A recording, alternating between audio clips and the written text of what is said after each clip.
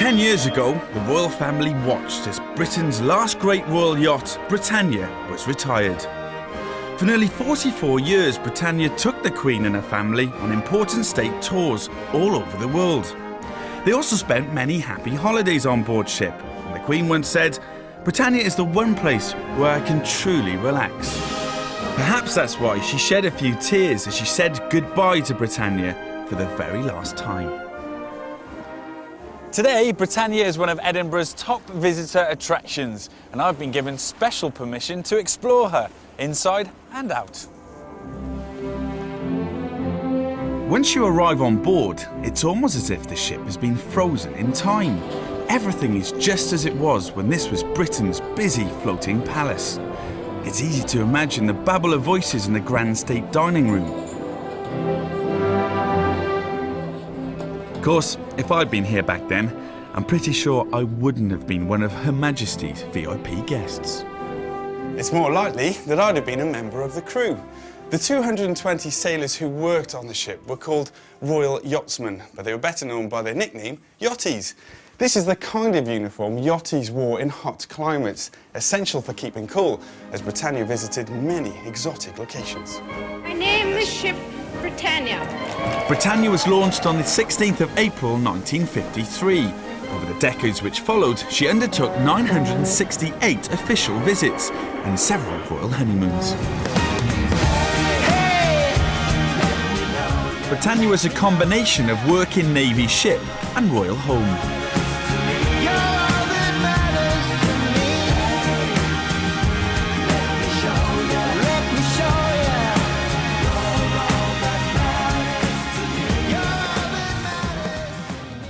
This is the bridge, and this is where the captain of Britannia commanded his ship. And he did that by shouting down the voice pipe. "Wheelhouse Bridge, stop both engines." Aye, aye, Captain. Job done. Only he could sit on this seat. Everyone else had to stand up. The front of the yacht is called the bow. This is where the Queen and her family would wave to the crowds as Britannia sailed in and out of each new harbour. Now this is a clever idea. It's a windbreak. It gave the Queen protection on a windy day, so there's no danger of her skirt blowing up. In fact, Britannia is full of unique touches like this, and the yacht's designers seem to think of everything. For instance, Britannia was the only Navy ship to have a 24-hour laundry, manned by its own crew.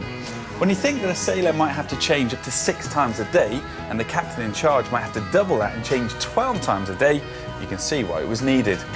Temperatures in here reached 120 degrees, as hot as the Sahara Desert. There was a fully equipped sick bay.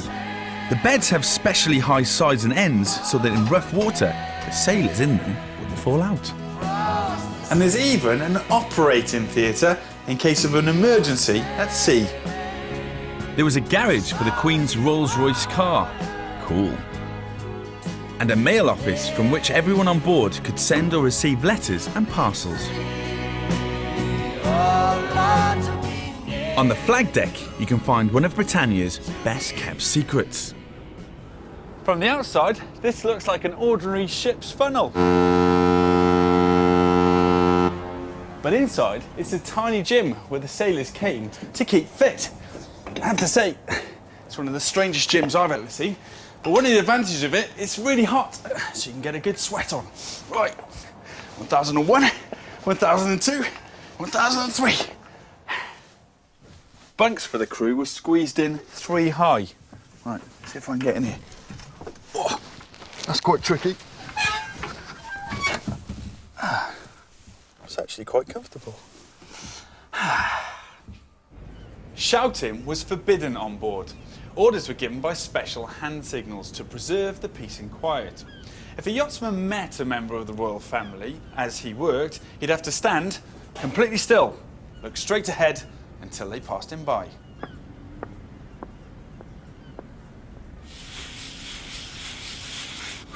Every day, these 2-inch thick wooden decks had to be scrubbed with seawater to keep them in top condition.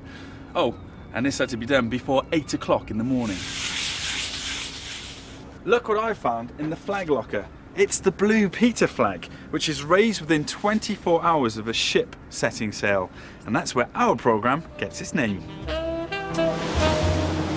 Away from the noise and bustle of the working parts of the ship, the veranda deck is where the royal family would come to relax, paint, sunbathe, or gather for family photos.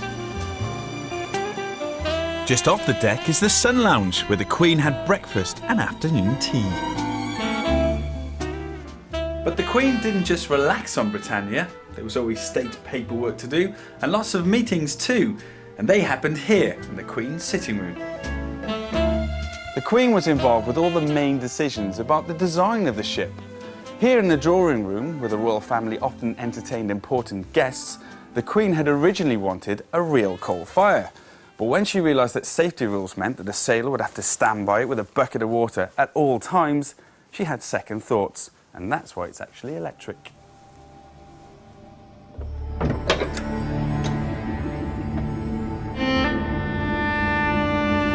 This gleaming engine room is the heart of the ship. And I think it looks like something out of Doctor Who with all the control wheels, dials, steam gauges and stopcocks. This is what powered the ship. And in its lifetime it travelled over 1 million miles.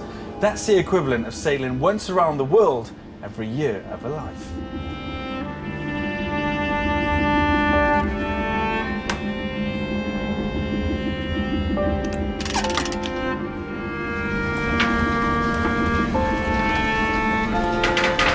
Britannia was famous all over the world, a symbol of Britain and the royal family.